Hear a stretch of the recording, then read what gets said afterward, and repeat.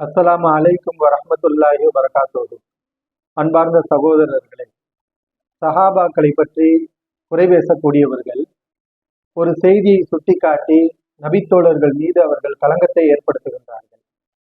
ஹதீஸ் கிரந்தங்களில் ஒரு ஹதீஸ் பதிவு செய்யப்பட்டிருக்கிறது. நபிகள் நாயகம் ஸல்லல்லாஹு அலைஹி வஸல்லம் அவர்கள் கூறுகிறார்கள், மறுமை நாளில் என் சமூகத்தை சார்ந்தவர்கள் என்னிடத்திலே நான் ஹவுலுல் கௌசர் நீர் தடாகத்தில் இருக்கும்போது நீர் பருகுவதற்காக அங்கே வருகை தருவார்கள். அப்போது என் சமூகத்தில் சிலர், என் தோழர்களில் சிலர் என்று சில அறிவிப்புகளில் வருகிறது, என் சமூகத்தில் சிலர் என்று சில அறிவிப்பில் வருகின்றது. என் தோழர்களில் சிலர் நீர் குடிக்க விடாமல் வானவர்கள் அவர்களை இழுத்து சென்று நரகத்திலே அவர்கள் தள்ளப்படுவார்கள் என்று நபிகள் நாயகம் ஸல்லல்லாஹு அலைஹி அவர்கள் சொல்லக்கூடிய ஆதாரபூர்வமான ஒரு ஹதீஸை சுட்டிக்காட்டி, சஹாபாக்கள் ஹவுலுல் கௌசர் நீர் தடாகத்தில் மறுமையிலே தடுக்கப்படுவார்கள். நபிகள் நாயகம் ஸல்லல்லாஹு அலைஹி வஸல்லம் அவர்களுக்கு பிறகு அவர்கள் இந்த மார்க்கத்திலே குழப்பத்தை ஏற்படுத்தினார்கள், வந்த வழியிலேயே திரும்பி சென்றார்கள் என்று இந்த செய்தியை இவ்வாறு இவர்கள் சுட்டிக்காட்டுகின்றார்கள். நபித்தோழர்கள் மறுமை நாளிலே ஹவுலுல் கௌசரில் தடுக்கப்படுவார்களா? இந்த செய்தியை சுட்டிக்காட்டக்கூடியவரிடத்திலே நாம் கேட்கின்றோம். அப்படியானால் அந்த நபித்தோழர்களில் அபூபக்கர் சித்திக் ரலியல்லாஹு அன்ஹு அவர்கள் வருவார்களா? உமர் இப்னுல் கத்தாப் அவர்கள் மறுமை நாளிலே ஹவுலுல் கௌசரில் தடுக்கப்படுவார்களா? உஸ்மான் இப்னு அஃபான், அலி இப்னு அபி தாலிப், தொல்ஹா, ஜுபைர், அப்துர் ரஹ்மான் இப்னு அவுஃப், அபு உபைதா, சஅத் இப்னு அபி வக்காஸ், சஅத் இப்னு ஸைத் ரலியல்லாஹு அன்ஹு, இதுபோன்று சொர்க்கத்துக்கு நன்மாராயம் சொல்லப்பட்ட 10 நபித்தோழர்கள் இந்த எச்சரிக்கைக்கு உரியவர்களா? அவர்கள் நரகத்துக்கு இழுத்து செல்லப்படுவார்களா? இந்த செய்தியை வைத்து இவ்வாறு நீங்கள் சொல்வீர்களா? இவர்கள் பொதுப்படையாக சொல்கிறார்கள், சஹாபாக்களில் சிலர் இழுத்து செல்லப்படுவார்கள், இவர்கள் எல்லாம் வரமாட்டார்கள் என்று இவர்கள் பிரித்து சொல்வதும் இல்லை. நபிகள் நாயகம் ஸல்லல்லாஹு அலைஹி அவர்கள் சொர்க்கத்துக்கு நன்மாராயம் கூறிய இது போன்ற நபித்தோழர்கள் எல்லாம் வரமாட்டார்கள், அவர்களுக்கு இந்த தண்டனை, இந்த செய்தி அவர்களை பற்றி பேசவில்லை என்று இவர்கள் விளக்கி சொல்வது கிடையாது. அனைவரையும் சந்தேகிக்கக்கூடிய வகையில் எந்த சஹாபி வேண்டுமானாலும் இந்த நிலைக்கு ஆளாகலாம், யார் வேண்டுமானாலும் நரகத்துக்கு இழுத்துச் செல்லப்படலாம். நபித்தோழர்கள், நாம் யாரை நபித்தோழர்கள் என்று நம்பிக்கை கொண்டிருக்கின்றோமோ அவர்களில் யாரு வேண்டுமானாலும் நரகத்துக்கு இழுத்துச் செல்லப்படலாம் என்ற சந்தேகம் வரக்கூடிய வகையில் இந்த செய்தியை சொல்லி ஒட்டுமொத்த சஹாபாக்களையும் சந்தேக கண்ணோட்டத்துக்குள் இவர்கள் கொண்டு வருகின்றார்கள். அப்ப நாம் அவரிடத்துல கேட்கின்றோம், இந்த சொர்க்கத்துக்கு நன்மாராயம் சொல்லப்பட்ட இந்த 10 நபித்தோழர்கள் அவர்கள் ஹவுலுல் கௌசரிலே தடுக்கப்படுவார்களா? இந்த செய்தியை வைத்து இவர்களை நீங்கள் சொல்வீர்களா? ஒன்று இவர்கள் சொல்ல வேண்டும், ஆம் இவர்களும் ஹவுலுல் கௌசரிலே தடுக்கப்படலாம், இருக்கலாம், இல்லாமல் இருக்கலாம் என்று இவர்கள் பதிலளிக்கலாம். எப்படி பதில் சொன்னாலும் அது தவறான பதில் தான், குர்ஆன் ஹதீஸுக்கு மாற்றமான பதில் தான். சுவனவாசிகள் என்று நபிகள் நாயகம் ஸல்லல்லாஹு அலைஹி அவர்கள் கூறிய பிறகு இவர்கள் எப்படி நரகத்துக்கு இழுத்துச் செல்லப்படுவார்கள்? நீர் தடாகத்தில் தண்ணீர் குடிக்க விடாமல் மலக்குமார்கள் இவர்களை எப்படி தடுப்பார்கள்?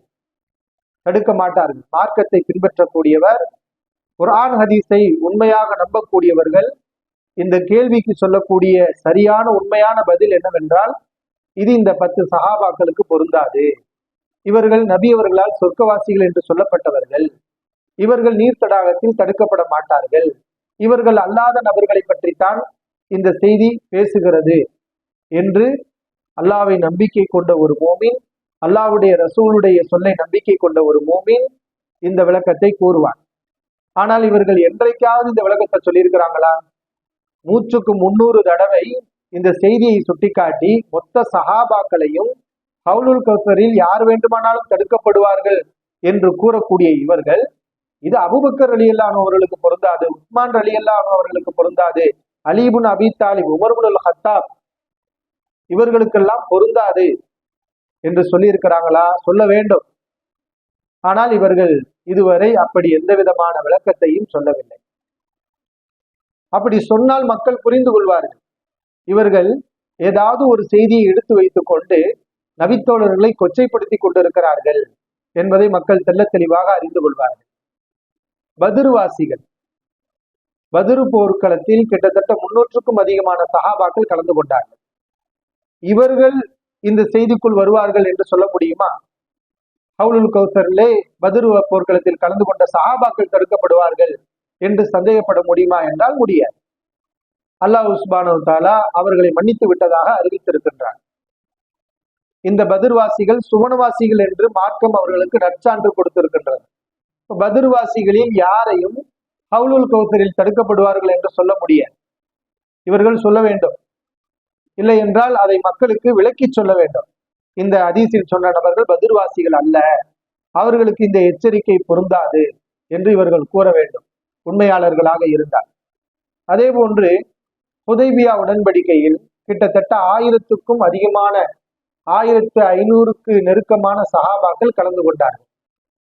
இவர்களை பற்றி அல்லாஹ் சுப்ஹானஹு வ தஆலா இவர்களுக்கு அல்லாஹ்வுடைய திருப்பொருத்தம் உண்டு என்று அல் குர்ஆனிலே சொல்லி காட்டுகின்றார். இந்த செய்தியில் சொல்லப்படும் நரகத்துக்கு இழுத்துச் செல்லப்படும் அந்த தோழர்கள் என்பவர்கள் ஹுதைபியா வாசிகள் அல்ல. இந்த 1500 சஹாபாக்களை இது குறிக்காது. இவர்களெல்லாம் அல்லாஹ்வால் பொருந்திக் கொள்ளப்பட்டவர்கள் என்றே குர்ஆன் சான்று பகர்கின்றது. இவர்களை நாம் மறுமை நாளிலே ஹவுலுல் கௌசர்ல தடுக்கப்படுவார்கள் என்று சொல்ல முடியாது. அவர்கள் அல்ல, அதில் வரமாட்டார்கள் என்று சொல்ல வேண்டுமா அல்லவா? அதே போன்று அல்லாஹ் சுப்ஹானஹு வ தஆலா 9வது அத்தியாயம் 100வது வசனத்தில் கூறுகின்றான், வஸ்ஸாபிகூனல் அவ்வலூன மினல் முஹாஜிரீன வல் அன்சார்.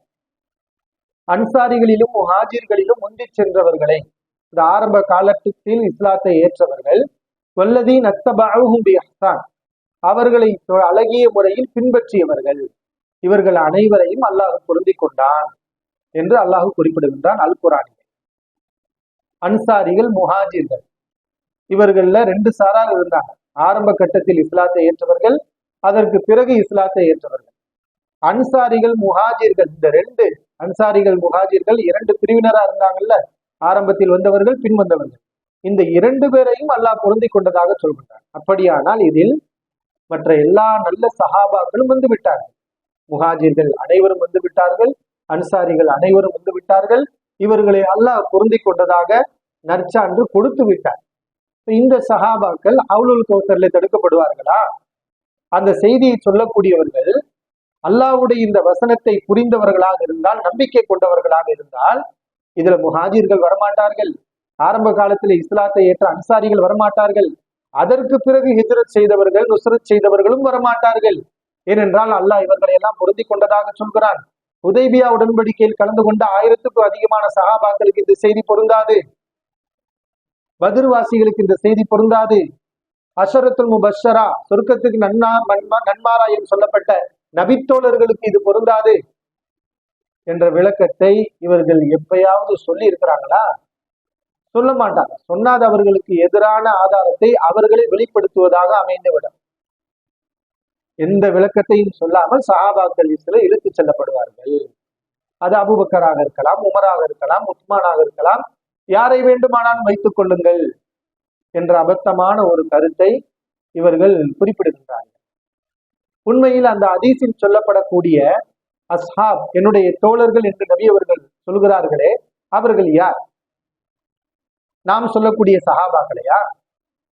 நாம் சஹாபாக்களுடைய வழியில் செல்ல வேண்டும், அவர்கள் எப்படி ஈமான் கொண்டார்களோ அதுபோன்று நாமும் ஈமான் கொள்ள வேண்டும் என்று சொல்கின்றோம். அவர்கள் எப்படி குர்ஆன் ஹதீஸை பின்பற்றினார்களோ அதே அடிப்படையில் குர்ஆன் ஹதீஸை நாம் பின்பற்ற வேண்டும் என்று சொல்கின்றோம். நாம் சொல்லக்கூடிய அபூபக்கர் ரலியல்லாஹு அன்ஹு, உஸ்மான், அலி இப்னு அபி தாலிப், உமர் இப்னுல் ஹத்தாப், அப்துல்லா இப்னு மஸ்ஊத், உபை இப்னு கஅப் ரலியல்லாஹு அன்ஹு, இது போன்ற சஹாபாக்களை தான் நபி அவர்கள் ஹவுலுல் கௌசரில் தடுக்கப்படுவார்கள் என்று சொன்னார்களா? ஹவுலுல் கௌசரில் தடுக்கப்படக்கூடிய அந்த நபர்கள் யார்? நீர் தடாகத்தில் நீர் குடிக்க விடாமல் தடுத்து நரகத்துக்கு இழுத்துச் செல்லப்படுகின்ற அந்த நபர்கள் யார்? இந்த 9வது அத்தியாயம் 100வது வசனத்துக்கு அடுத்த வசனத்தில் அல்லாஹ் சுப்ஹானஹு வ தஆலா சொல்கிறான், வமிம்மன் ஹவுலக்கும் மினல் அஅராப், உங்களை சுற்றி இருக்கக்கூடிய சில கிராமப்புற வாசிகளின் முனாஃபிகூன், நயவஞ்சகர்கள் இருக்கிறார்கள். கிராமப்புறத்தில் இருக்கக்கூடியவர்கள். வமின் அஹ்லில் மதீனா, மதீனா வாசிகளிலும் சில நயவஞ்சகர்கள் இருக்கிறார்கள். மரது அலன் நிஃபாக், அவர்கள் நயவஞ்சகத்தனத்தில் பிடிவாதமாக இருக்கின்றார்கள் என்று அல்லாஹ் குறிப்பிடுகின்றானே. நபிகள் நாயகம் ஸல்லல்லாஹு அலைஹி வஸல்லம் வாழக்கூடிய காலத்திலேயே சில முனாஃபிக்கின்கள் இருந்திருக்கிறார்கள் என்று இந்த ஆயத்து சொல்கிறது. எந்த ஆயத்தில் முஹாஜிர்களும் அன்சாரிகளும் அல்லாஹ்வுடைய திருப்பொருத்துக்குரியவர்கள், அவர்கள் சொர்க்கவாசிகள், அவர்கள் ஹவுலுல் கௌசரில் தடுக்கப்பட மாட்டார்கள் என்று அல்லாஹ் சுப்ஹானஹு வ தஆலா சொல்கின்றானோ, அதே ஆயத்துக்கு கீழாகத்தான் நபி ஸல்லல்லாஹு அலைஹி வஸல்லம் காலத்தில் வாழ்ந்த ஒரு சில முனாஃபிக்கின்கள் இருந்திருக்கிறார்கள் என்று குறிப்பிடுகின்றார். இந்த முனாஃபிக்கின்கள் நபிகள் நாயகம் ஸல்லல்லாஹு அலைஹி வஸல்லம் மரணத்துக்கு பிறகு இஸ்லாத்தை விட்டு, நபி அவர்களுடைய இந்த முன்னறிவிப்புக்கு ஏற்றவாறு அவர்கள் இஸ்லாத்தை விட்டு மதம் மாறி வெளியே சென்றார்கள். அபூபக்கர் ரலியல்லாஹு அன்ஹு அவருடைய ஆட்சி காலத்திலே கஃபர மன் கஃபர மினல் அரப், சில அரபுகள் காஃபிரானார்கள். இருத்தத்த மனிர்தர்த மினல் அரப், சில அரபுகள் மார்க்கத்தை விட்டு வெளியேறி சென்றார்கள், ஜக்காத் கொடுக்க மறுத்தார்கள் என்று நாம பார்க்கின்றோம். இவர்கள் எல்லாம் யார்? இந்த ஜக்காத் கொடுக்க மறுத்தவர்கள்ல யாரையாவது அப்துல்லாஹ் இப்னு மஸ்ஊதை காட்ட முடியுமா? உமர் இப்னுல் கத்தாபை காட்ட முடியுமா? உஸ்மானை காட்ட முடியுமா? அபூபக்கர் சித்திக், இவர்கள் எல்லாம் அந்த குழப்பவாதிகளுக்கு எதிராக நின்று மார்க்கத்தை நிலைநாட்டியவர்கள், பாதுகாத்தவர்கள். இந்த பாதுகாத்த சஹாபாக்களை பத்தி நாம பேசிக்கிட்டு இருக்கிறோம். ஆனா நபி அவர்களுடைய காலத்துல முனாஃபிக்காக இருந்து நபி அவர்கள் மரணித்த பிறகு இஸ்லாத்தை விட்டு வெளியேறி சென்ற சில நபர்களை பற்றி உள்ள செய்திகளை இவர்கள் எடுத்து வந்து எல்லா சஹாபாக்களையும் வழங்கப்படுத்துவதை நாம் பார்க்கின்றோம். இந்த விளக்கம் எல்லாம் சஹீஹுல் புகாரியிலேயே இமாம் புகாரி ரஹ்மத்துல்லாஹி அவர்கள் அழகாக குறிப்பிடுகின்றார்கள். நபி ஸல்லல்லாஹு அலைஹி வஸல்லம் இந்த செய்தியிலே குறிப்பிடக்கூடிய அந்த நபர்கள் யார்? என் தோழர்களில் சிலர் என்று சொல்கிறார்களே, அந்த நபர் யார்? அது இன்னொரு செய்தியில் விளக்கமாக வருகின்றது.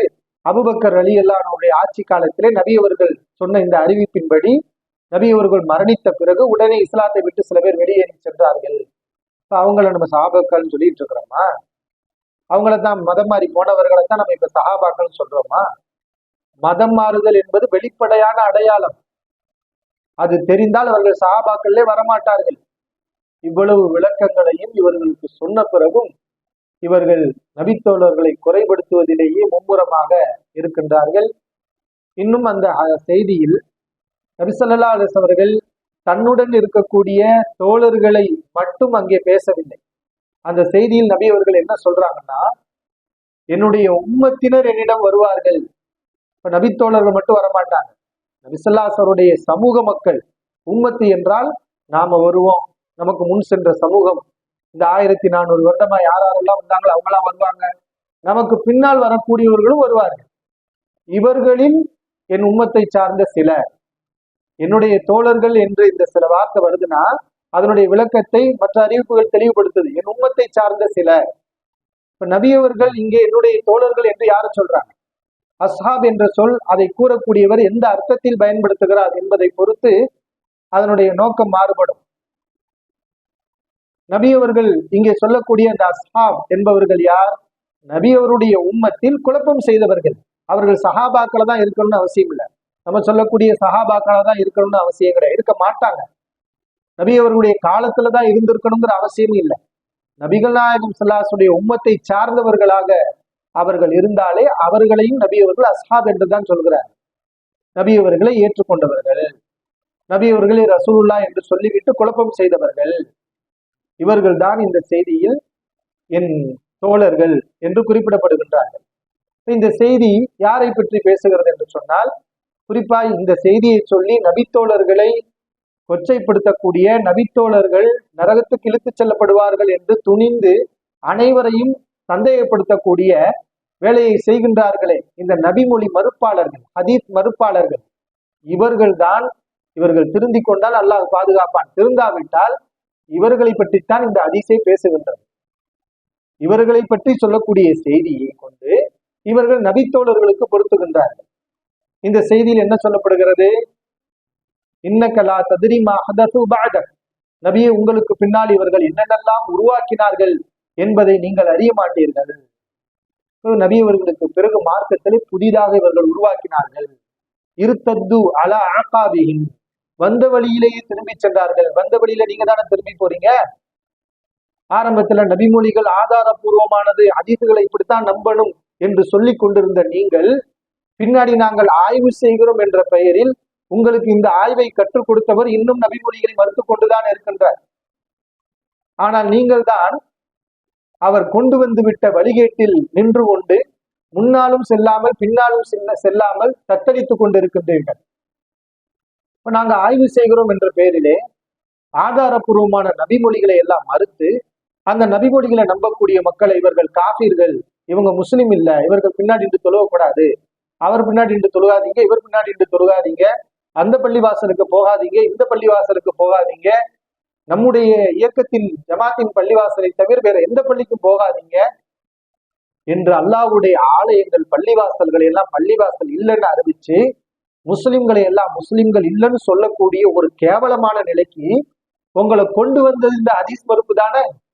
அல்லாஹ்வுடைய தீனில் புதுமைகளை ஏற்படுத்திய பிதாத்துவாதிகள், வந்த வழியிலே திரும்பி சென்று கொண்டிருக்கக்கூடியவர்கள் நீங்கள் தானே. இப்ப இந்த செயலை செய்யக்கூடிய உங்களை போன்றவர்கள் தான் ஹவுலுல் கௌசரிலே தடுக்கப்படுவார்கள். நாங்கள் சொல்லக்கூடிய சஹாபாக்களுக்கு இந்த செய்தி பொருந்தவே பொருந்தாது.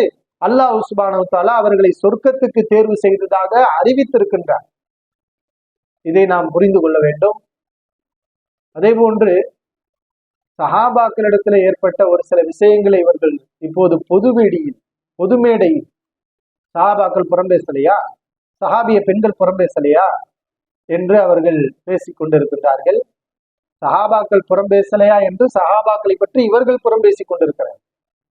சஹாபிய பெண்கள் புறம்பேசவில்லையா என்று சொல்லி ஆயிரக்கணக்கான மக்களுக்கு மத்தி உலகத்தில் உள்ள அனைவரும் பார்க்கக்கூடிய வகையில் இப்படி பேசுவதை பார்க்கின்றோம். இதை பேச வேண்டிய தேவை உங்களுக்கு என்ன? இதை பேச வேண்டிய அவசியம் என்ன? சஹாபாக்கள் சில தவறுகளை செய்திருந்தாலும் கூட அந்த தவறுகளை பொதுவெளியில் இப்படி அநாகரிகமாக சொல்ல வேண்டிய தேவை என்ன இருக்கின்றது? அதற்கு நியாயம் கற்பிப்பார்கள். ஆமா, நீங்க சஹாபாக்களை புனிதர்கள்னு சொல்றீங்க, அவர்கள் தவறுக்கு அப்பாற்பட்டவர்கள் என்று சொல்கிறீர்கள், அவர்களிடத்துல குற்றமே வராது என்று சொல்கிறீர்கள், அதற்கு நாங்கள் உண்மையை விளக்குவதற்காக, அதற்கு பதில் சொல்வதற்காகத்தான் இதை நாங்கள் சொல்கிறோம் என்று இந்த அயோக்கியத்தனத்தை செய்வதற்கு இவர்கள் ஒரு காரணத்தை கற்பிப்பார்கள். நம்மை அதற்கு அந்த பழியை நம்மீது போடுவார்கள். நாம எங்கேயாவது சஹாபாக்கள் தவறே செய்யாதவர்கள், அவர்களிடத்துல பாவங்கள் எதுவுமே வெளிப்படாது, அவர்கள் மார்க்கத்திலையும் மனிதன் என்ற அடிப்படையில் தவறுகள் எதுவும் செய்யவில்லை என்று நம்ம சொல்றோமா? இது சலப்புகளுடைய நம்பிக்கையா என்றால் கிடையாது. சலப்புகளுடைய நம்பிக்கை என்ன? நபித்தோழர்களும் மனிதர்கள் தான், அவர்களிடத்திலையும் மனிதன் என்ற அடிப்படையில் தனிப்பட்ட ரீதியில் சில தவறுகள் ஏற்பட்டு இருக்கின்றது, அவருடைய எண்ணம் சரியாக இருக்கின்றது, நல்லது என்று நினைத்து சில தவறுகளை அறியாமல் செய்திருக்கின்றார்கள், அவர்களும் மனிதர்கள் தான். அது தவறு என்று நமக்கு குர்ஆன் ஹதீஸின் மூலம் தெரிய வரும்போது அவற்றை நாம் பின்பற்றக்கூடாது, எடுத்துக்கொள்ளக்கூடாது, அவர்களை அல்லாஹ் மன்னிக்கக்கூடியவனாக இருக்கின்றான் என்பதுதான் ஷேக் இப்னு தைமியாவில இருந்து உசைமின் ரஹிமஹுல்லா, சாலிஹ் இப்னு ஃபௌசான், இப்படி ஏராளமான மார்க்க அறிஞர்கள் மொத்த சலப்புகளுடைய நம்பிக்கையே இதுதானே. நபித்தோழர்கள் தவறுக்கு அப்பாற்பட்டவர்கள் என்று யாருமே சொல்லவில்லையே, நாமும் சொல்லவில்லையே. யாருமே சொல்லாத ஒரு விஷயத்தை இவர்களாக உருவாக்கி அதற்கு நாங்கள் பதில் சொல்கிறோம் என்ற பெயரில் சஹாபாக்களை பலிகடாவாக்கி அவர்களை கொச்சைப்படுத்தி அவர்களுடைய குற்றங்குறைகளை பேசக்கூடிய நிலை இவர்கள் வந்திருக்கின்றார்கள். இது எப்படி சரியாகும்? நம்முடைய குறையை நம்ம பேசணும், அவங்கள பத்தி பேசுறதுக்கு நமக்கு உரிமை இருக்கிறதா? அவங்களுடைய கால் தூசிக்கு நம்ம சமமாக மாட்டோம் என்று சொல்கிறீர்கள். நம்முடைய தவறை நம்ம யோசிக்கிறோம், நாம அப்பழுக்கற்றவர்களா? அவர்கள் பேசுவதற்கு நமக்கு உரிமை இருக்குதா? நம்முடைய குற்றங்களை நாம் நினைத்து பார்த்தாலே அடுத்தவங்களை பேசுவோமா? நம்ம யார் பேசுவான்? தன்னை மறந்து அடுத்தவர்களை குற்றம் பேசி சொல்லக்கூடிய வயலுள்ளி குள்ளி உமதத்தில் லுமதா, பிறரை குறை சொல்லி திரியக்கூடியவர்கள் என்று அல்லாஹ் அவர்களுக்கு கேடுன்னு சொல்லி காட்டுறானே, அவர்கள் தான் துணிந்து தன்னை மறந்து பிறரை குறைபடுத்தி பேசி கொண்டிருப்பார்கள். இந்த வேலையை விடுங்கள். அல்லாஹ் சுப்ஹானஹு வ தஆலா நமக்கு தெளிவான அறிவை கொடுக்க வேண்டும். நபித்தோழர்கள் விஷயத்துல நாவடக்கத்தோட இருக்கணும். அவர்கள் விஷயத்துல எல்லை மீறி பேசினால் நிச்சயமாக அவ்வாறு பேசக்கூடியவர்கள் நல்லோர்கள் அல்ல. அவர்கள் வெளிப்படை எப்படி அசிங்கமாக இருக்கிறதோ அதே போன்று அவர்களுடைய அந்தரங்கமும் அவர்களுடைய உள்ளமும் மிக மோசமாகத்தான் இருக்கும். வெளிப்படையே அசிங்கமாக இருக்கிறது என்றால் உள்ளேயும் அழுகி போய் தான் இருக்கும் என்பதை அவர்கள் வெளிப்படுத்துகிறார்கள். இப்படிப்பட்டவர்கள் திருந்திக் கொள்ள வேண்டும், அல்லாஹ்வை அஞ்சிக் கொள்ள வேண்டும். மக்கள் இவர்களிடமிருந்து எச்சரிக்கையாக இருக்க வேண்டும். அல்லாஹ் சுப்ஹானஹு வ தஆலா நம் அனைவருக்கும் தெளிவை வழங்குவானாக. வாஹிரு தஅவானா அல்ஹம்துலில்லாஹி ரப்பில் ஆலமீன். அஸ்ஸலாமு அலைக்கும் வரஹ்மத்துல்லாஹி வபரகாத்துஹு.